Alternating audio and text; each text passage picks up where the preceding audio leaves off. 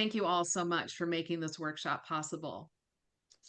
At this time, it is my pleasure to introduce Elizabeth Chur, who is using her keen intellect, empathy, and capacity for listening to strengthen our democracy one conversation at a time.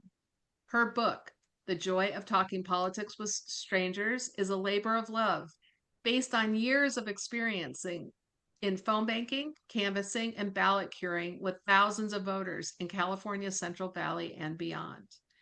Elizabeth has trained more than 4,000 volunteers nationally through workshops focused on phone banking and canvassing for introverts and friends, engaging people who say they don't vote, and using Spanish to connect with voters. Thank you so much for your tireless efforts, Elizabeth, and a warm welcome to Elizabeth Chur. In Thank you. just one moment, I am going to bring her to the stage. Thank you so much, Molly. I really appreciate that kind introduction, and I'm thrilled to be here with all of you today. For those of you who attended Workshop 1 last week, it's great to see you back. And for those of you who are joining us for the first time, welcome. We are so thrilled that you're here with us today. Before we get started, I'd like to invite everyone to just take a moment to acknowledge how much is going on in our country and the world right now. The war in Iran, mass incarceration of immigrants, the government's killing of innocent civilians, the Epstein files, and so much more. I invite you to pause for a moment to acknowledge all of that and to reconnect with why the work that all of you are doing is so very important.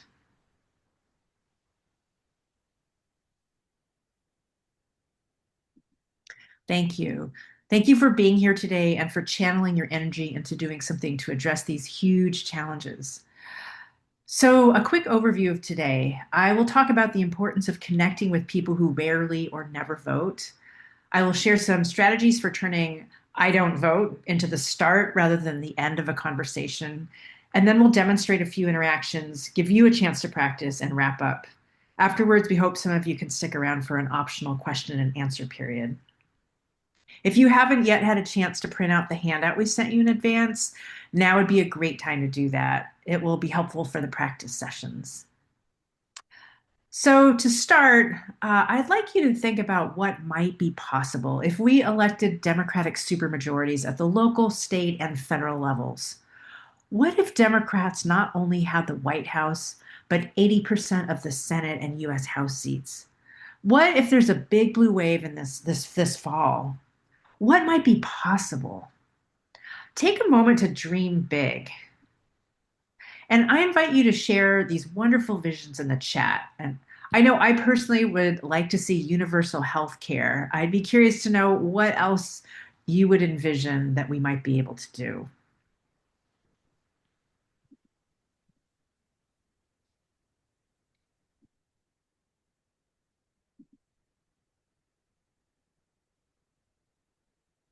Decrease fear, increase feelings of security, Medicare for all, peace, reinstate climate policies, be able to sleep at night, affordable health care, reasonable gun control, pass the ERA, protect vulnerable people, tax the rich.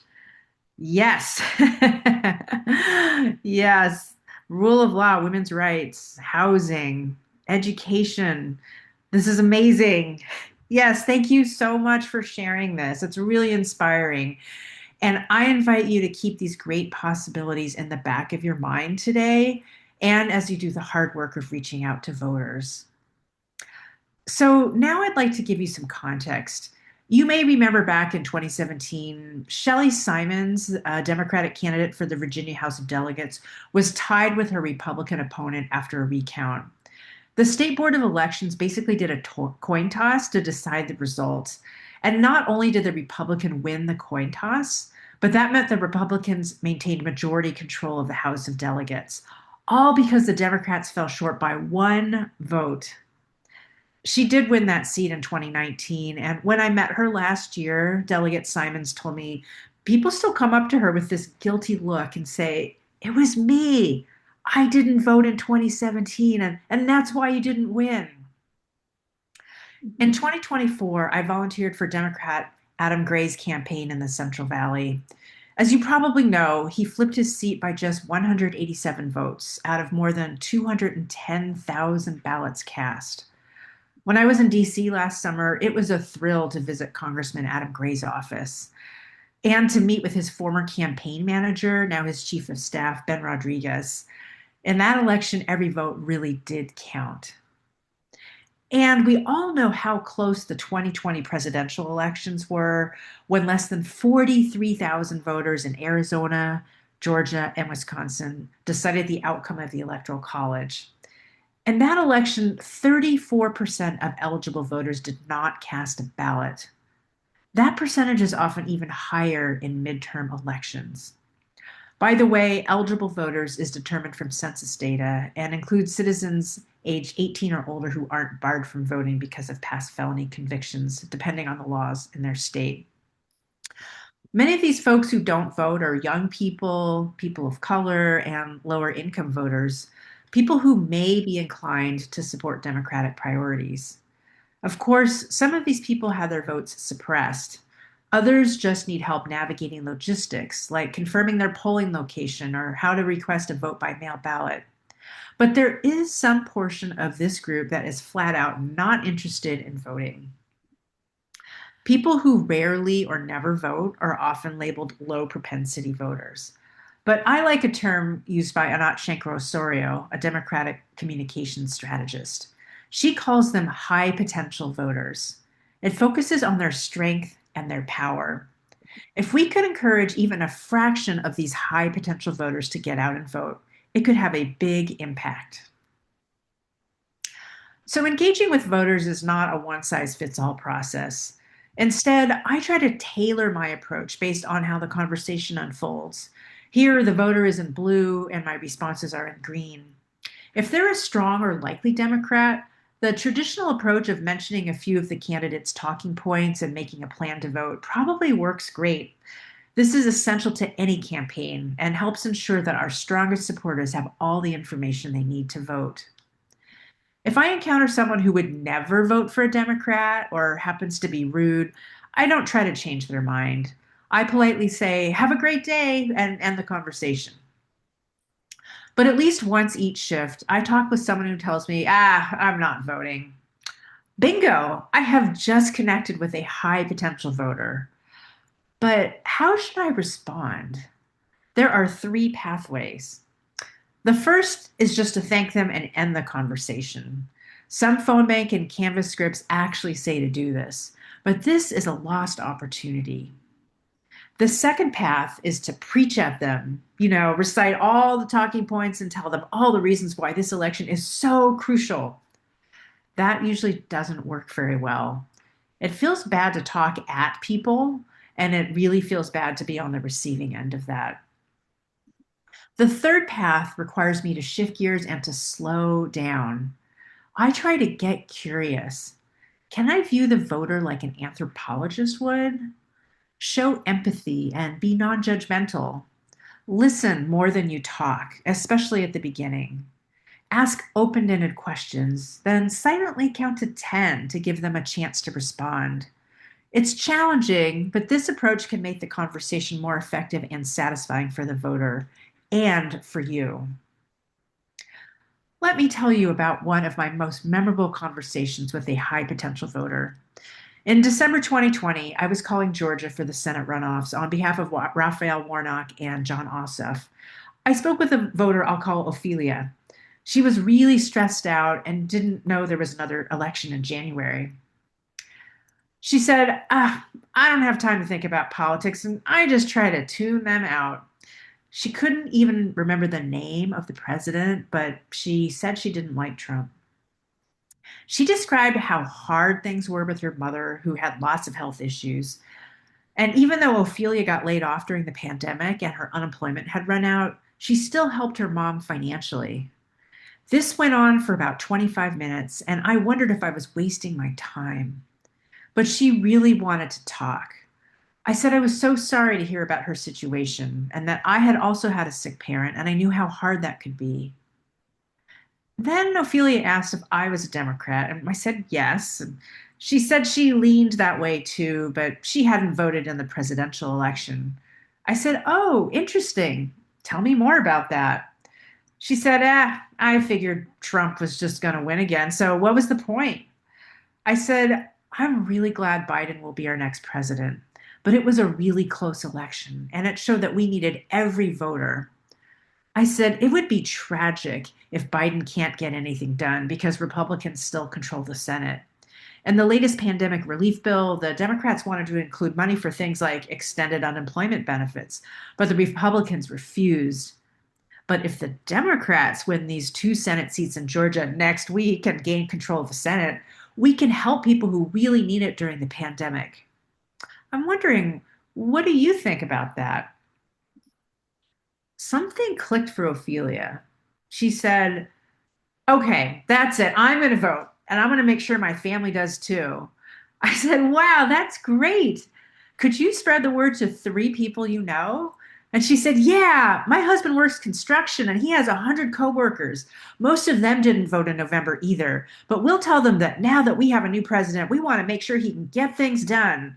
We're Hispanic and we're going to get this going. We'll tell them, get out and vote, and then come to the cookout." I said, "Wow, Ophelia, you are really connected to the community. You and the people you know could decide the outcome of the runoffs." I asked if I could send her information about early voting and text her a reminder on election day. She said sure, so afterwards I texted her, and this is what she wrote back. "God works in mysterious ways. You made my day. Yes, I will take all my friends to the polls. I can literally imagine the poll workers' faces when we walk in. Unfortunately, I don't have a loudspeaker. I would go around town announcing it. Ha ha ha ha." That's just one example of how eliciting a voter's concerns, trying to respond from the heart, and connecting what they care about with what's at stake in this election can help them draw their own conclusions about voting. There are several touchstones that help me navigate a conversation with voters like Ophelia, who start off saying, I don't vote. The first is that I'm aiming for conversations that are relational, not transactional. Instead of sounding like a fast talking auctioneer or a prosecutor trying to pin down a defendant, I try to bring a relaxed conversational vibe to the conversation. I try to slow down and to take my time. It's more important to be effective than to be efficient. The second touchstone is empathy. Empathy, empathy. Rather than labeling Ophelia as ignorant or low information, I tried to see things from her point of view.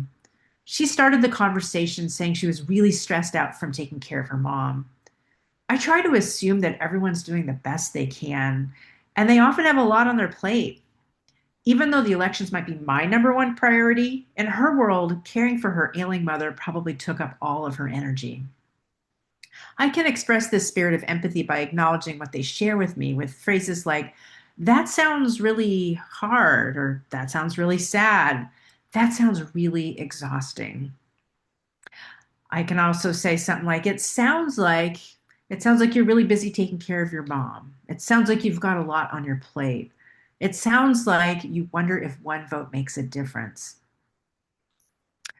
The third touchstone is 80% them, 20% me. I try to listen more than I talk, especially at the beginning of a conversation. One magic phrase that works in almost any situation is, "Tell me more about that." Then I try to count to 10 in my head to give them a chance to respond. So if they say, I don't vote, or "I haven't voted since Trump was elected," I try saying, "Oh, tell me more about that." Try to use a tone that conveys friendly, non judgmental curiosity. I also try to ask open ended questions, ones that can't be answered with a yes or a no. If they say all politicians are crooks, I could say, well, if a candidate who really cared about the community got elected, what would be different in a year? If they say, my vote doesn't matter, I could say, well, if you could change two or three things about the country, what would they be? Not only does this help build empathy and earn respect, but it allows me to gather intel about their priorities. I might even jot down a few notes about what they tell me so I can refer back to that later in the conversation. So when Ophelia told me about getting laid off and having her unemployment run out, and helping her mom with the bills. These were invaluable clues about what might be most important to her. Later on in the 20% me part of the conversation, I looped back to some of these topics and I cherry picked a few juicy tidbits from the candidate's platform that directly related to the things she cared most about. So, when you're talking with high potential voters, you may hear a lot of something called sustained talk. That is a term that comes from motivational interviewing, which is an approach developed by the clinical psychologists William Miller and Stephen Rolnick to help people address problems with addiction. But these tools can help support any type of behavior change, like encouraging people to think about voting. Sustained talk is comments that support the status quo, staying stuck where you are, or reasons not to change. So you might hear high potential voters say things like, my vote doesn't matter, or politicians do whatever they want, so why bother voting? Or I voted before, but nothing changed. But slowing down, expressing empathy, and inviting them to tell you more can all help you elicit something else called change talk. That's another motivational interviewing term that involves listening for any crumbs the voter shares about why they might want to change or what they wish were different about themselves or the world. When Ophelia said she didn't like Trump, I asked her to tell me more about that. When she said things were hard after her unemployment ran out, I asked how that affected her life. By asking follow up questions about how these things might affect a voter, their family, or the community, you can help draw out their own motivations for change, like how voting might be one step towards making things better. And remember at the beginning of the training when I invited all of you to imagine what might be possible if we had a big blue wave this fall? Things like universal health care, gun control, passing the ERA. If a voter mentions one of those during your conversation, those are all topics that could elicit change talk if you dig for details. Now, sometimes you have to listen really hard to hear these bits of change talk. This requires patience and persistence. Have you ever seen those people on a beach using metal detectors to find buried treasure? They'll sweep that device back and forth across the sand for a long time. And then occasionally they'll hear a beep, beep, beep, beep. And that's when they zero in and start digging. That's what you want to do. So you may hear a voter say 9 negative things about why voting doesn't matter, but then they'll mention one little thing, like how they don't like Trump, or how they wish healthcare were more affordable, or how they're angry that gas prices are going up because of the war in Iran. Beep, beep, beep, beep. Start digging by asking them, oh, tell me more about that. Or how would, for example, making healthcare more affordable or lowering gas prices make your life better? Often you will uncover some buried treasure, the start of change talk, which can reveal some of their inner motivations about what they want to be different and why. Later, you can connect the hopes and dreams that they've articulated to you with how voting can get them a step closer to making those a reality. That is way more powerful than anything I could tell them about why voting matters. One of my activist friends, Charlie Varon, described it like this: we're on a mission to name the voters' hidden hopes and their buried yearnings. I love that saying, and I keep that in mind when I'm at the door, when I'm on the phone. So, one last tip is that there's a special question called the ruler that can be really helpful for assessing a voter's motivation level towards the end of a conversation. So, you could say, on a scale of 0 to 10, how likely are you to vote? With 0 meaning very unlikely and 10 being very likely. If they say 2, then you could say, oh, well, why isn't that number a 0 or a 1? And they may share some interesting information about why they might be interested in voting. Then you could follow that up by asking, well, what might boost your 2 to a 3 or a 4? That could open the door for them to share things that could help them take the next step towards voting. I used this a lot in my conversations with voters in 2024, and it was highly effective. So, to help demonstrate all this, I'm wondering if someone from the audience who has a copy of the handout available would be willing to role play with me. I can be the caller and you can be the voter. So if you're willing to do this, just use the raise hand feature. Oh, wow, Vivian, fabulous. Thank you. Vivian, do you have a copy of the handout by chance? Great, wonderful. So how about I will call you, and then if you could play a voter a high potential voter, that would be fantastic. And we can kind of start off by following the script and take it from there. Does that sound good? Yeah. Okay, wonderful. All right. Ring ring.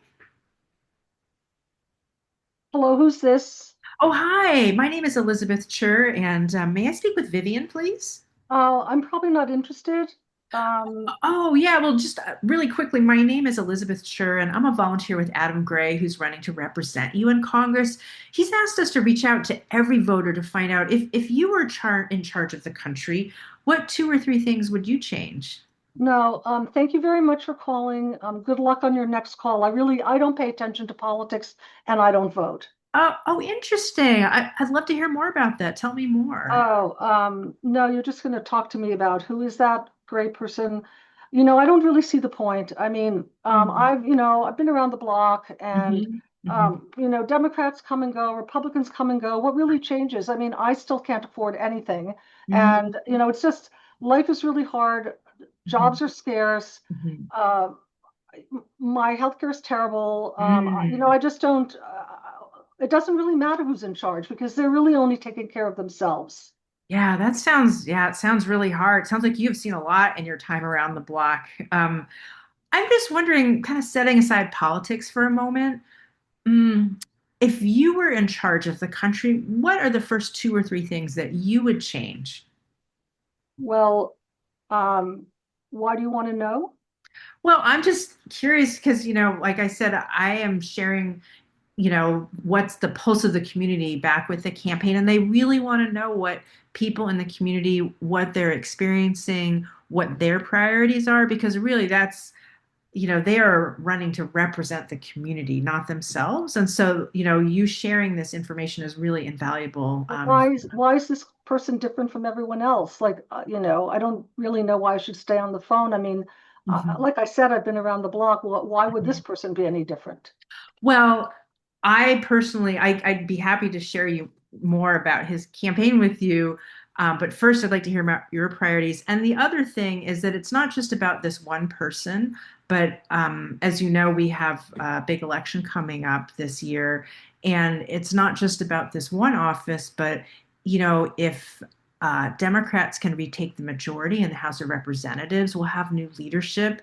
And I believe that that will lead to change. But right now, the Republicans are in charge. And that is a big reason why a lot of things are not getting better. And in fact, they're getting a lot worse, in my opinion. Yeah, I kind of see what you're saying. Hmm, hmm. Yeah. Yeah.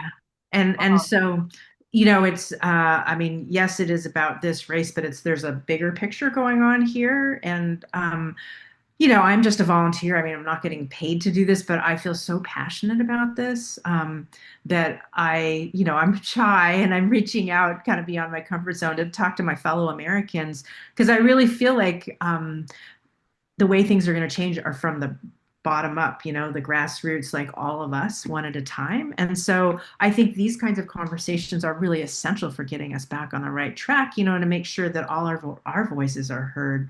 So I'm just wondering, I would just love to hear, you have a lot of experience with things that aren't working, and I'm sure you have some great ideas about how things could go better. I'd love to hear more about that.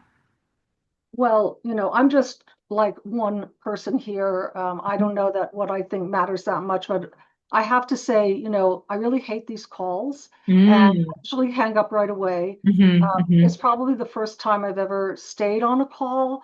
Uh, hmm. and I find that interesting. I mean, I can imagine it's scary to make these calls, and Yes. I don't know that I could do it. Mm. I am kind of impressed that you're doing it, and you said that you're a shy Oh, person. So that yes. makes me feel a little bit like I might be open to whoever you're campaigning for. Because I mean, really, there's so much that's wrong, and you probably know, or you wouldn't be doing this. I mean, Mhm. I don't know how people with kids manage. I mean, I can barely manage. And Uh-huh. when you have kids, there's so many expenses. And, you Yes. know, I guess it's true that the Republicans are, see, it seems to me that they're trying to limit our healthcare options even Mhm. more. I Yes. noticed I had to go to the ER the other day, Oh and no. So I sorry. just saw so many terrible cases, and it looked like a lot of really poor people were using the ER, and that's like not shouldn't be where they go. Well, Right. I don't want to, I mean, I've already spent more time on this call, but I mean, everywhere I look, things Mhm. seem to be wrong, and I guess I am scared that, Uh-huh. the Republicans will continue to win because they seem so much worse than before. Right. Well, first of all, I'm so sorry to hear that you had to go to the emergency room. Are you okay now? Yeah, I'm okay now, but Oh, I mean, I might have to go back. I don't know if I can afford the medication they gave me. oh, It's pretty wow. expensive. Yeah. Oh, yeah. I'm Yeah. so Has that sorry. happened to you? I mean, have you faced something like that? Not to me personally, but I do know people that have to make really difficult choices or maybe only take half the amount of the I medication that know. they I think. Yeah. I was wondering, do you think that's okay? I guess you're not a doctor, but Yeah, Yeah, I'm not a yeah, doctor, but yeah, yeah. I just think, we are the richest country in the world, and nobody really should be having to make choices like that, when we know what works in terms of medical care, and that financial limitations like that really should not be the reason why people aren't accessing it. When we are somehow, billionaires are getting huge tax breaks, and we're creating like a golden ballroom in the White House. It's really Yeah, I know that's so awful. Well, tell me again. I don't know how much longer I can stay on, but why do you think sure. it matters to vote? Like I still think even though I Mhm, do agree with a lot of what you're saying, mhm. I don't know why. I mean, Uh-huh. there are like 300 million people in this country. What difference does my vote, make? Well, uh, thank you for asking. And first of all, I'm honored that you chose to stay on this call. I know that this is not your favorite thing, so thank you for taking the time. I will just say, I did volunteer for the campaign of Adam Gray uh, 2 years ago, and he won this race, and he's a Democrat. He won it by 187 votes out of Really? 210,000 cast. And it was Wow. it was so close they didn't know until like Oh, the very last moment. And I got to tell you, oh, it is people, individuals like you deciding to vote and make their voice heard that made that, it could have gone either way in that election. I mean, 187 votes, that's like smaller than my high school graduating class. oh, yeah, Um, yeah. so I do think Okay, it's so really important. I see. And he's good? Yeah, he voted against. I don't know if you heard about those cuts to Medicaid that are coming down the pike right after the elections this year, but Oh, it's going to, kick millions of people off health care. And he voted against that because he knows that, a huge proportion of the people in this community are going to be harmed by that. And, that alone to me is a reason to support him, to make sure like those people that you saw in the waiting room, in the emergency room, that they will be able to have health care and get the care that they need, and maybe you don't have know, to wait. I'm sorry to interrupt you just because I'm not sure how long I can stay on, but I actually don't even know how to vote. Like Okay. it's been such a long time. Like Yeah. I probably am registered. I don't know if you have to renew that every year. I mean, I read things and I don't know like what I Right. have to do and like am I going to have Sure. to show a birth certificate or like what it is, Right. like Absolutely. it does seem kind of complicated. Yeah, absolutely. So Vivian, thank you so much. I'm going to have to cut us short here but thank you so much. You deserve an Oscar, as somebody said in the comments. You are fantastic. Um, Thank you. and I've done a lot of door knocking and I also worked for Adam Gray. So so you were just channeling all this. I've been at a lot of doors. Yeah. Okay. Well, Thank thank you. you. Thank you Okay. so much for volunteering for that. And I'm wondering if I could ask for two other volunteers.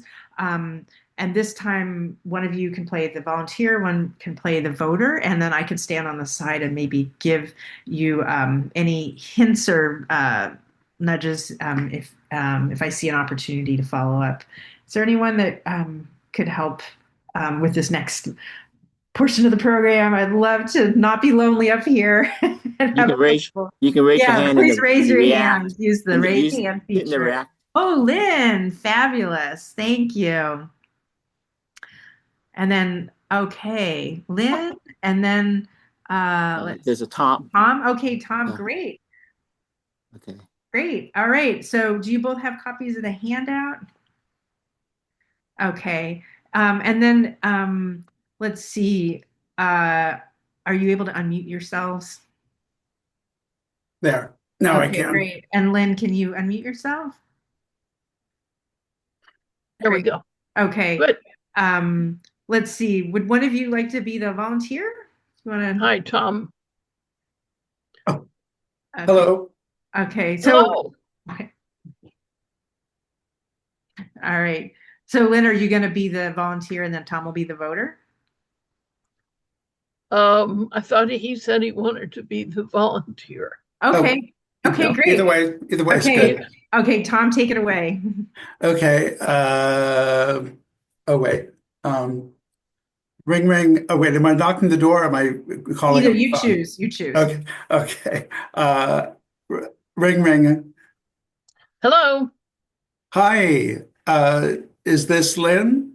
Yes. Hi, my name's Tom, and I'm volunteering for, I guess, Adam Gray. Uh-huh. And we're calling voters in your area to ask about which issues are most important to them. What's he running for? I He's don't know him. well, he's running for Congress in this district, and we're trying to take a pulse from the community. And I wonder if I could ask you which issues you care about the most. If you could list I two or three, what would they be? I care about what's going on with this ICE group, the Mm, locking people up and taking kids, and it's terrible. yeah, there's a lot of noise about that in the media right now. Cruelty. Yeah. Cruelty is what it is. Do you know people personally who've been affected by that, or has it affected your community? No, it's affected our community, that's for Yeah. sure. Can Yeah. I pause you for one moment? You guys are both doing an amazing job. Tom, can I suggest maybe, you asked, do you know people who are affected? That's a yes or no question. And I'm wondering if maybe you say, tell me more, because the goal is to try to get her, so maybe not to define the question so narrowly, but you want to try to pull out maybe stories or concrete things that so could you maybe rewind for 15 seconds and just when she's just said ice and then Okay, she's worried. Okay. sure. Yes, can you tell me more of your thoughts about that? Well, I just look at the news. Look at it. It's terrible. Children, US citizens, people who never committed a crime. Mhm. It's awful.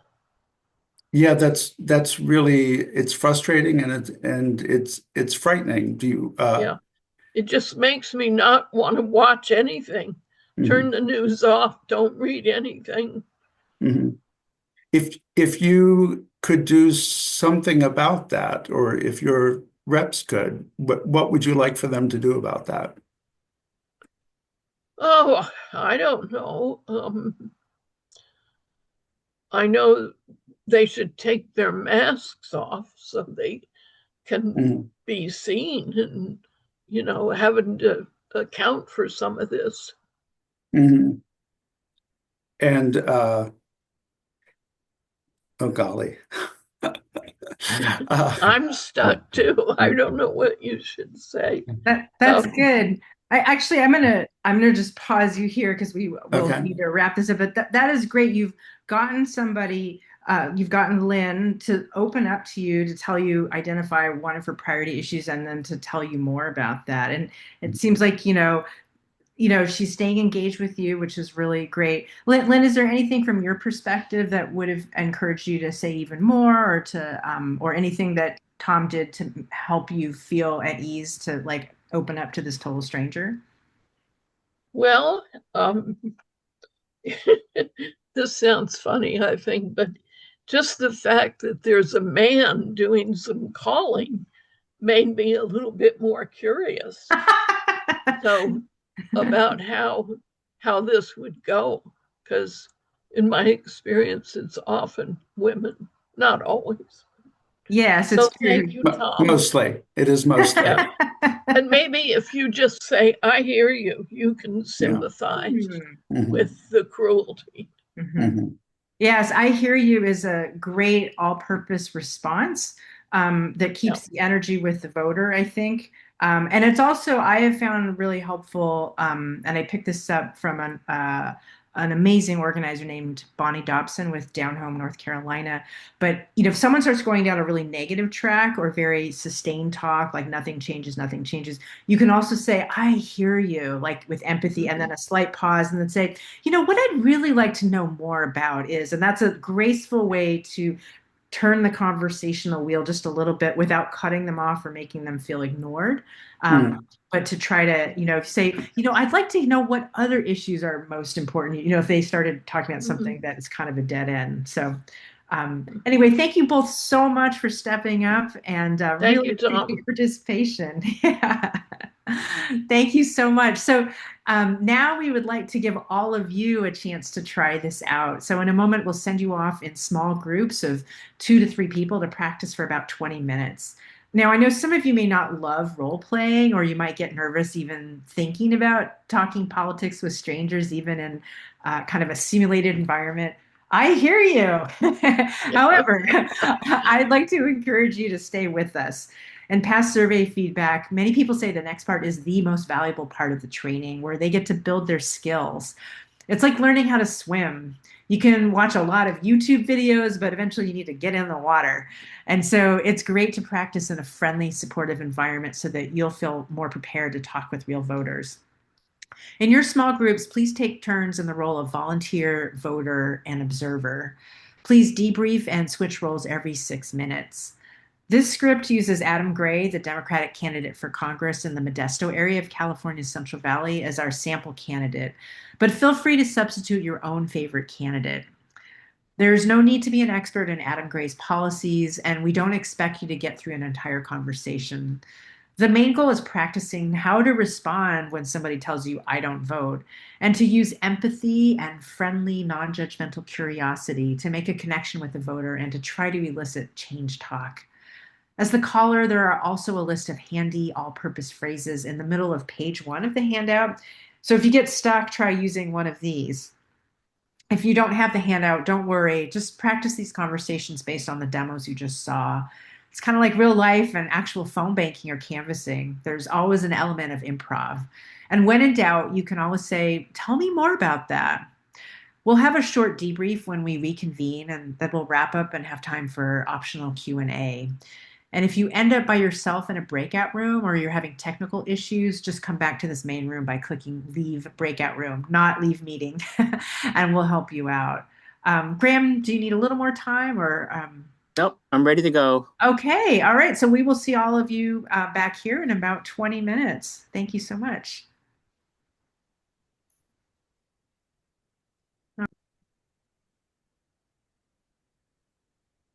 All right. Well, welcome back, everybody. Thank you so much for participating. I heard some great conversations.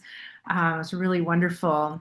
I'm wondering, we'd just like to take a few minutes to debrief here, and I'm wondering um, if what went well in those conversations, or what's one thing that you learned. If you want to just put it in the chat, and we can share some of your learnings, your observations.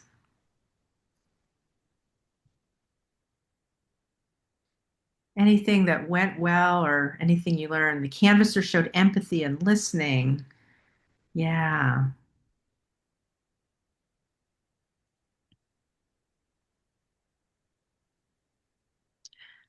Great reminder to take a breath as a volunteer. Yes. Uh, can be hard to get people off a negative track.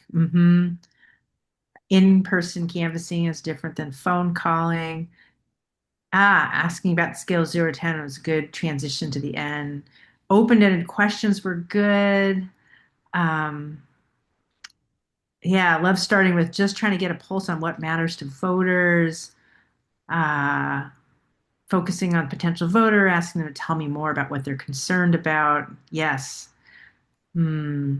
Yeah, getting off the negative track by saying, elections, voting aside, what would you want to change? As the caller is a bit of a fire hose, it felt like if they left space that the person would hang up. We can definitely talk more about that in the Q&A if you're interested too. Um, let's see. I'm really curious about, I hear you. That's real. Yes. Fabulous. Thank you, everybody, for sharing that. And then I'd love to hear what was challenging or any places where you got stuck. Um, be great to hear your experiences with that.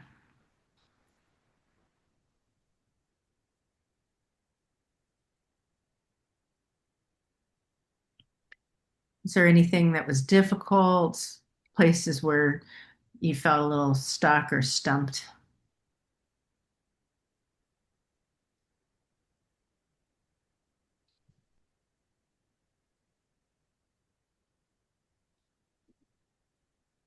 He's already in Congress, so what difference will it make?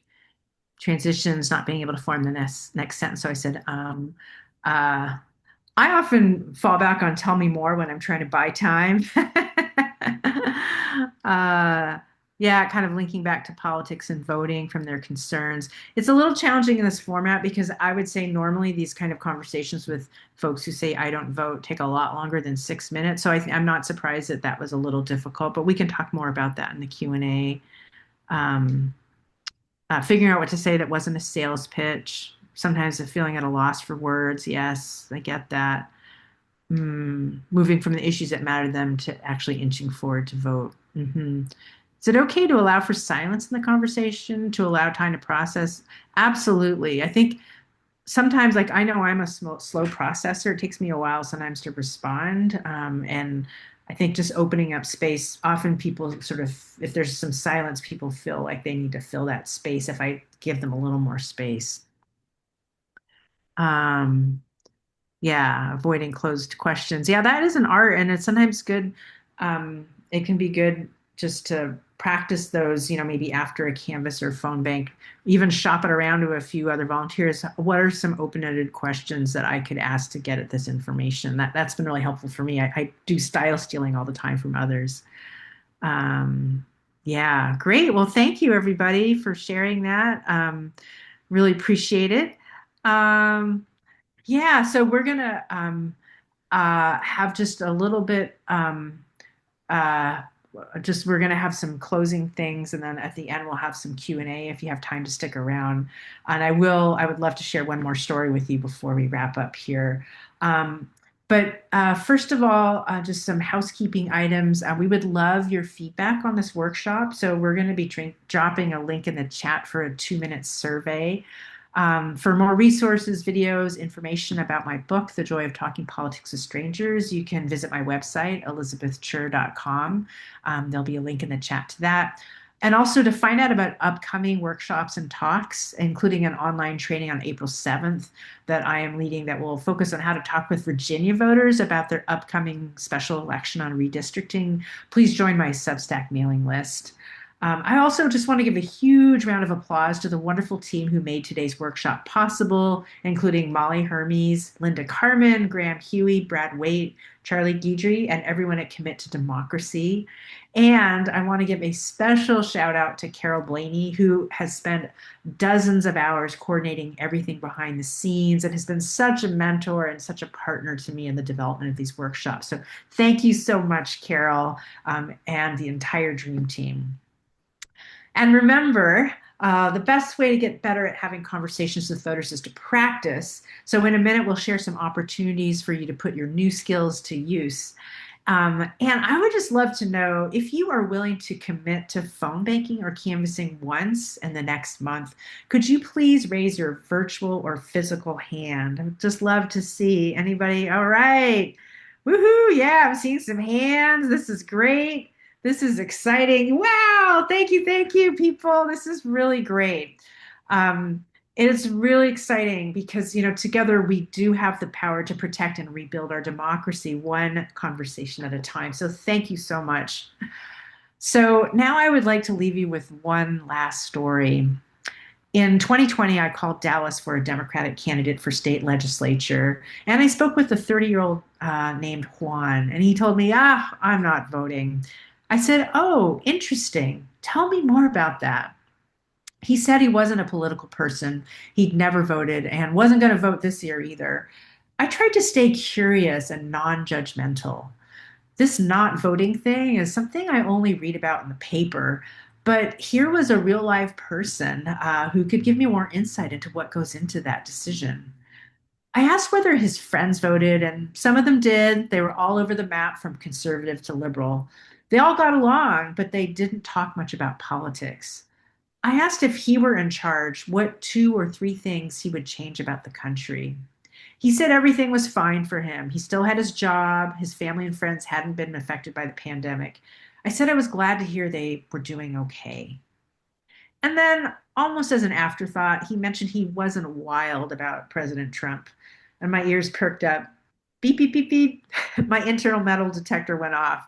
Oh, really? What don't you like about him? I don't like the way he talks about Mexicans. I said, yeah, he said some pretty intense things. It's possible that Texas could flip blue this year. The presidential race is going to be really close. But if Texas went blue, that could decide the whole election. He still wasn't interested in voting. So I said, would it be okay to text you information about how to vote by mail? It might give you more options if you decided you did want to vote. And if you didn't want to vote, you could just throw your ballot away. He said, yeah, I could send him information. I also asked if I could call back in a few weeks to check in, and he said, sure. I thanked him for his time. We had talked for over 20 minutes and said goodbye. I knew it was a long shot, but at least he hadn't hung up on me. So on election day, I called him back. And he picked up and he totally remembered me. And I said, Juan, I'm so curious. Did you end up requesting a vote by mail ballot? And before I could even finish my sentence, he said, I already did it. I voted. And I almost fell out of my chair. He said, yeah, a couple Saturdays ago, my friend and I didn't have anything better to do. So we looked up the early voting place and it was 5 minutes away. We went there. There was no line. It took less than 10 minutes. And I voted for all Democrats, including that local candidate you told me about. I was blown away. I said, wow, Juan, when we talked, you weren't interested in voting. What changed? He said, honestly, our conversation got me thinking. I said, oh, really? What about it? He said, well, the fact that it went on for so long, other people had called before, but when I told them I wasn't going to vote, they just hung up. You seemed interested in my reasoning without trying to persuade me. You just asked questions and listened. Later, I was frustrated with the crazy things Trump was saying, and I told my friend, come on, let's do this. I said, that's amazing. What would you tell someone else who had never voted? He said, it's easy. It doesn't take a lot of time. I asked if he thought he'd vote again. He said, I guess so. Well, probably. Yeah, definitely. Now that I know how it works. I could almost see his thought process evolving as he heard himself speak. This is our future. This is how things are going to change for the better, one voter at a time, one conversation at a time. Right now, we have a precious window of opportunity to up our game when engaging with at least 1/3 of the electorate. Voters like Juan and Ophelia and the many other high potential voters like them. So many elections are decided by a handful of votes. We have an incredible chance to boost our turnout levels compared to previous elections. And until now, we've left a lot of votes on the table. But just think what we could accomplish if we had full participation in our democracy. Let's reach out to every single eligible voter in this year's elections. Let's engage the power of their hidden hopes and buried yearnings to transform our country together. Now I will hand it back to Molly, who has some very important announcements, and afterwards we'll open it up for a few minutes of Q&A. Thank you all for being so generous with your time and attention today, and for everything you're doing to protect our democracy. Thank you so much, and I'm going to hand the mic back to Molly. Thank you so much for Elizabeth. First, let's give Elizabeth just a big hand for being here today and doing her second workshop with us. I have to say it was incredible. I'd like to thank everyone for coming today and to Elizabeth for this incredible training. She has helped us at Commit to Democracy improve how we speak with voters and how we train phone bankers. In fact, we have completely revamped how we do everything based on this work. So I want to do a personal thank you to you, Elizabeth. If you already have a political home that you are phone banking with, that is wonderful. Please keep phone banking with them. If you're looking for a home, please feel free to join us. We phone bank on Monday and Wednesday from 3 p.m. to 5 p.m. Pacific time. To everybody on this call today, if you are new to this work and would like to try these techniques out right away, we are having a phone bank tomorrow, Wednesday, from 3 to 5 p.m. Pacific time. We are calling for the Virginia Redistricting Vote Yes campaign, which will counter Trump's redistricting shenanigans in places like Texas and Florida. Through these phone banks, we have moved undecided voters to vote yes on this campaign by 30% using techniques just like these. Please feel free to join us and try it out. We will drop a link to our Virginia Redistricting phone bank in the chat. I would once again like to thank Elizabeth for coming and doing this training for us and for the entire community of activists. You can purchase her book and sign up for her Substack to keep in touch and get updates on new techniques with talking to voters.